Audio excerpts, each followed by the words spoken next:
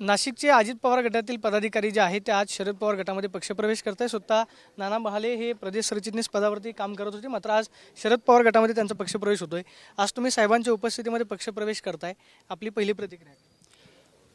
साहेब हे पूर्वीपासूनच आमचं दैवत राहिलेले आहेत आणि अनेक वर्षापासून साहेबांसोबतच काम करत होतो।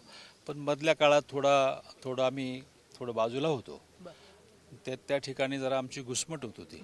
परंतु आमचे नाशिकचे सर्व साहेबांबरोबरचे जे नेते आहेत, नाना असतील, पिंगळे साहेब असतील, नितीन नाना असतील, या सर्वांशी आणि मग सगळ्या कार्यकर्त्यांशी चर्चा केल्यानंतर सगळ्यांचं असं म्हणणं पडलं की नाही, आपण साहेबांसोबतच जायचं आहे। आणि एक मनामध्ये एक जळमट होतं, एक घुसमट होती, तर ती पण कुठेतरी दूर करायची होती। आणि आज ह्या प्रवेशामुळे ती नक्कीच दूर होईल आणि साहेबांच्या जे आम्ही दैवत मानतो त्यांच्या चरणी आल्याचं, एक आमच्या विठ्ठलाच्या चरणी आल्याचं एक मोठं समाधान आज मला या ठिकाणी माझ्या कार्यकर्त्यांना त्या ठिकाणी वाटतंय। अजित पवार महायुतीमध्ये गेल्यामुळं भाजपसोबत काम करण्यासाठी अडचणी येत होत्या, विशेषतः महायुतीमध्ये? नाही, अडचण म्हणण्यापेक्षा जी काही सर्वसामान्यांची कामं होती, ज्या अपेक्षेने आम्ही त्यांच्यासोबत गेलो होतो, ती काही पूर्ण होत नव्हती। त्याच्यामुळे शेवटी हा निर्णय घ्यावा लागला। आगामी काळामध्ये काय पवार साहेबांकडे इच्छा असणार आहे का कोणत्या पदावरती काम करण्याची, पक्ष संघटनेमध्ये जबाबदारी मिळाल्याचं काम करा?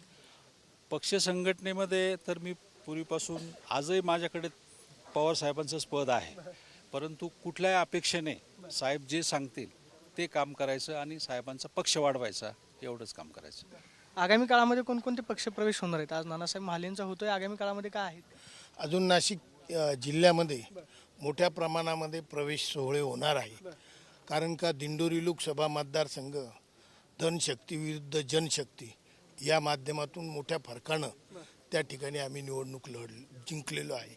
त्याचबरोबर नाशिक जिल्ह्यामधली म्हणजे शहरामधील वाजे साहेबांसारख्या शिवसेनेच्या मित्रपक्षाला सुद्धा निवडून आणण्याची भूमिका राष्ट्रवादी काँग्रेस पक्षाची चांगल्या पद्धतीनं होती।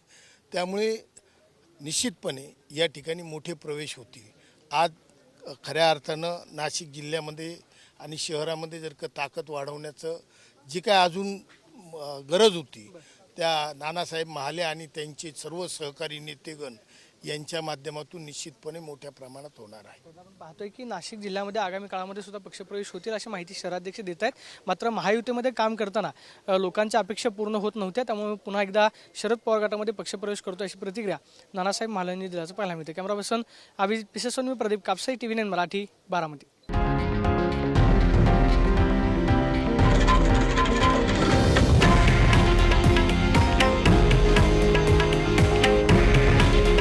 हे आहे देशातील नंबर 1 न्यूज नेटवर्क आणि आपण पाहत आहात TV9 मराठी।